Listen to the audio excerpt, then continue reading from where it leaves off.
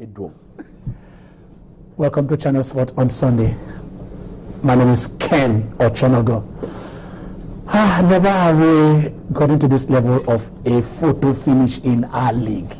But before we look at that, which is going to be the highlight of today's program, there is a seeming peace in the house of football. The threat of FIFA, the threat of the ban has come and gone. But then probably we have shifted the evil day. I do use that word with a great sense of responsibility, because a lot of persons were waiting for the court to make a pronouncement and let us know where we are heading. But as of now, the president did intervene, and there is peace. For now, the details of that peace we do not know, but a part of it is that Stephen Okechukwu is back. Is he back to take just 2 matches? Is he back with a contract? A lot of precedents have been set that we believe that probably we might be just moving in a kind of a quickie sand, or whatever it is. We need a solid foundation, and no matter what it takes, positively, for us to achieve that, we should be able to do that. But then our girls won it again, 7/9. We just give the all of Africa 2. We have 7. So Falcons rule Africa again once more in such a fantastic fashion. The young girl, as sat, she did it in under 20, and she said, "Yes, I've come of age." And right there also, it is not easy going to pick that particular MVP at in Namibia. We'll come down. We are coming down slightly. We still touch Europe a little bit, because nobody will say it's a mindful. A lot of people will not be mindful of what is happening to Borussia Dortmund. 16th. Dortmund 16th in the log in the Bundesliga. They lost. No matter how they lost, they did lose yesterday. Quite painful to a lot of us who have become Dortmund fans, based on what Jurgen Klopp have achieved with that club, low budget, passion, and everything that he brings into it. But then yesterday, Celta Vigo. The last time Barcelona lost 3 in a row was long ago, and I tell you, Celta Vigo was a factor. Now yesterday at Camp Nou, unbelievable. 50th minute or so, was it 55 minutes? That goal came in wondrous, and we thought they will, Barcelona will equalize.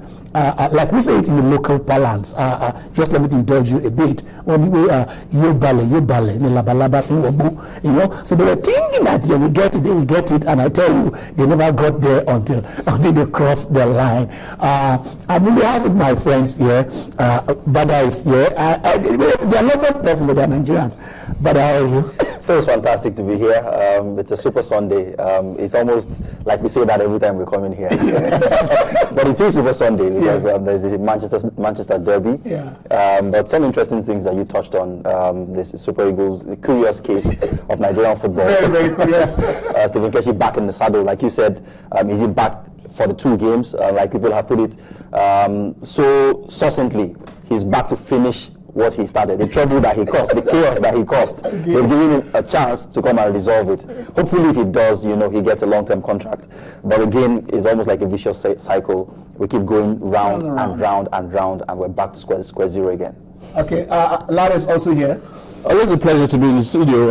As you said, it's the Manchester derby. We saw 2 interesting derbies, last weekend. Talking about the El Clasico itself, Barcelona haven't seemed to have overcome the loss to Real Madrid, and they lost again yesterday. And today we'll see the Manchester derby. Of course, we had one yesterday in Germany, Borussia Dortmund and Bayern Munich. You mentioned that already. And then in Stephen Keshi's case, maybe we'll analyze that a little bit. The presidential that it should come back. Okay, we shall also do that, but apart also from football, we shall also go to the United States of America, because there, of course, the Formula One people, Nico Rosberg and Lewis Hamilton, it is an intra battle, not inter. It is all Mercedes.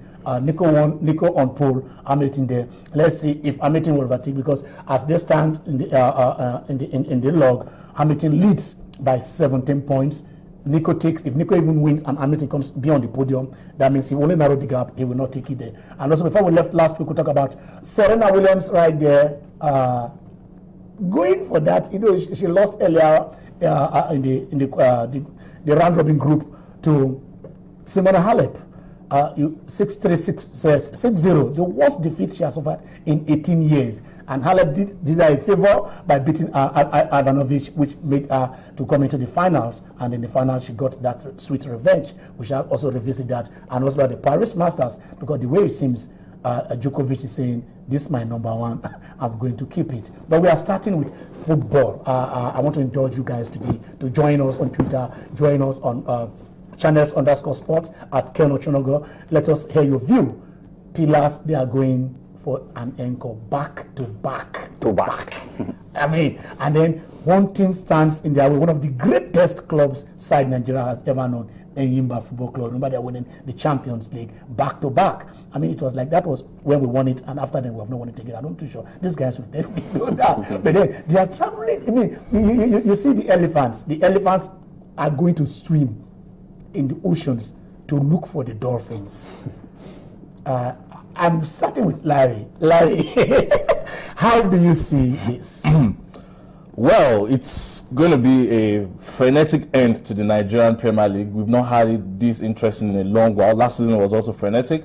For Enyimba to win the title, they must match whatever results Kano Pillars get in Kano. If Kano loses, if Pillars loses at home to Nembe, Enyimba can lose. If Pillars draws, Enyimba can draw. If Pillars should win Nembe, which they will do, I mean, last week we were talking about El Kanemi hosting Kano Pillars in Kano Pillars Stadium, which was a home fixture, like an away fixture of Kano Pillars. Kano Pillars won 3-1. So they're expecting Nembe already relegated, nothing at stake for them. If Kano Pillars defeat Nembe as we expect, it means Enyimba must go to Dolphins and defeat Dolphins. There is no magic about it. I'm sticking. I want you to what do you see? Because a lot of things will be happening in Port Harcourt.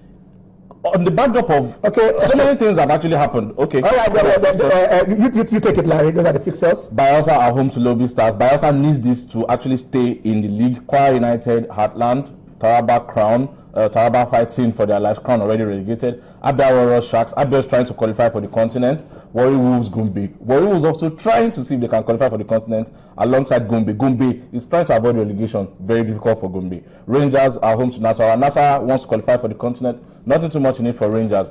Sunshine, Kaduna. Kaduna is already almost confirmed gone. Giwa, El Kanemi. Kano Pillars, Nembe, we mentioned that, and Dolphins, Enyimba. That is the star fixture, Dolphins versus Enyimba. And I mean, it's instructive to note that ordinarily this should be a fixture that will be so close to call. Enyimba know that they've got a work cut out, like he said. Pillars should beat Nembe, and Enyimba must be able to mirror that scoreline to keep hopes alive for that photo finish in the final game of the season. But there's a twist to this, because all week, Dolphins has been thrown in. I'm coming there. I'm coming to. You see, I said there are a lot of contractions going on there in Port Harcourt as we speak. Yeah. It's quite unfortunate, actually, because sometimes we laugh because we can't cry. That is the truth. You see a state government running 2 professional league teams, running Dolphin, running Sharks. And then with a female team, Reverse Angel. These are professional teams. When we talk about professional, we're talking about ongoing concern, registered establishment. They are supposed to make money as profit-making organizations. So there is no way Rivers State government to run these things very well will not be spending at least ₦1 billion every month to run these 3 clubs. If they have left the clubs to be on their own, to go and fight the way Manchester United, Arsenal, Barcelona are doing, go there, feed on the people's passion. They are paying for this game. They love this game. You can get there and spend maybe 500 million out of that one on the grassroots. I think, to me, that is my personal opinion. I might be wrong, but then I'm coming back to Bada. Bada, a lot is happening there. Unfortunately. How do you look at the state of the mind of the Dolphin players? Are you seeing them going there wholeheartedly to say, we are going to pick this? Looking at the background that their salary, they are fighting for monies that are, they have been owed. Oh well, they took the battle to the streets. We saw very uncomplimentary pictures of mattresses and pillows on the streets. Players saying they would sleep in front of government house until their requests were, those are the savvy pictures from the Nigerian professional league.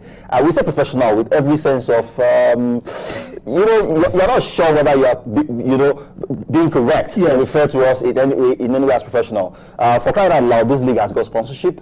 Whether or not it is valued appropriately, because I mean, you look at the number of clubs in it, you look at the sheer number of organization or regular remuneration / organization, logistics and stuff that the league organizers have to put in place and all that. And you look at that figure and you go, hey, wait there, before you start talking about sponsorship money, look at the number of clubs in the league. Can it actually sustain these guys? But like you said quite rightly, the league clubs must be able to sustain themselves as business concerns. Yes. Unfortunately, they are extensions of government. They are government parastatals at best, which is why this show of shame has happened again. And on the eve of such a crucial match. And then you look at it and you feel maybe the Dolphin players will say, since they don't really have much at stake, they are not in the running for the title, it doesn't matter how messed up their state of mind is, they will go out there and confront an Enyimba that has got it all to do. So it does look on paper like this may be, almost a walkover for Enyimba. You can see the fraternity. Those are the Rivers Angels. Those are players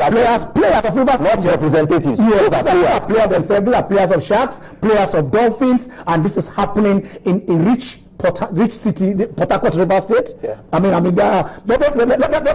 us come back to the technical aspect of this motivations here, Larry. The two top scorers.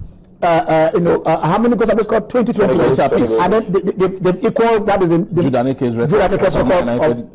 Now, do you think that if this team do take to the pitch today, what will pan out? Where are the players? Who are the players going for the top scorers? Which teams are they playing for? Here's the thing again. Yeah. As at 2 days ago, Sharks and Dolphins had agreed that they were going to boycott those games. So it was looking like a walkover for Enyimba and Abia Warriors respectively. Incidentally, both teams are actually from Abia as well. As at yesterday, I think Dolphins got wind that Sharks were on the road to Umuahia, which is just about 1 hour, 1.5 hours from Port Harcourt. Yeah. So Dolphins now said they had no choice. Since Sharks had already traveled for their own away game, they would gladly host and play their own game. Don't forget also that there's something at stake for Dolphins. This is also a precursor to the FA Cup final. Yes. So there's no way. I don't think there's any way Enyimba will have it very easy. Apart from the fact that Udok for Dolphins is on 20 goals, Mfo Udo for Enyimba is also on 20 goals, and both have been, of course, both will meet in the Nigerian Super Eagles camp for the friendly. Yeah. Both were from Akwa United. Both have separated, so they're like brothers. But it will be war today. Dolphins will want to win this and hope that they can also qualify for the continent. And don't forget, as we said, is the precursor to the FA Cup. Okay, we are also naturally in this case because we wanted to be involved. We want to be part of this. Don't look at just the negatives. Kano Pillars going for an encore. 3. When if it is Manchester United or Barcelona, we all hype it. But here is Kano Pillars going for 1, 2, back to back.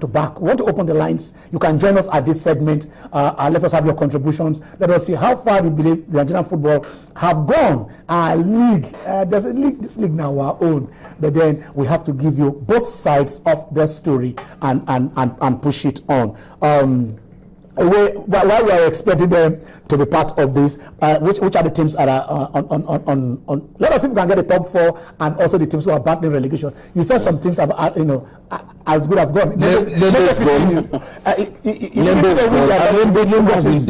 has the dashing points. Even Enyimba went to Nembe and then Nembe was at the end of his scandalous results, 7 goals to 1, I think, against Warriors or so. Crown also has been very scandalous. Lost at home 0-3 to Rangers. Lost, Somebody scored 6 goals. One of the top scorers. Yes, exactly. You're right. It was Udok. Udok was on 13 goals. When he scored 6. And he broke, what's this guy's name? Victor Ezeji's record of 4 goals in one game. Okay. Christian Kragbara also scored 4 goals for Sharks this season. So he scored 6 goals in one, 6 goals in one, and then scored in the last game that they lost, talking about Udok. So he's now on 20. For Udo also on 20. So as it stands, you expect that the top teams, Pillar, Enyimba, you will take it down to the wire. It's only those 2 teams we can see. All right, we're going to take a short break, and when we do come back, we'll be taking your calls.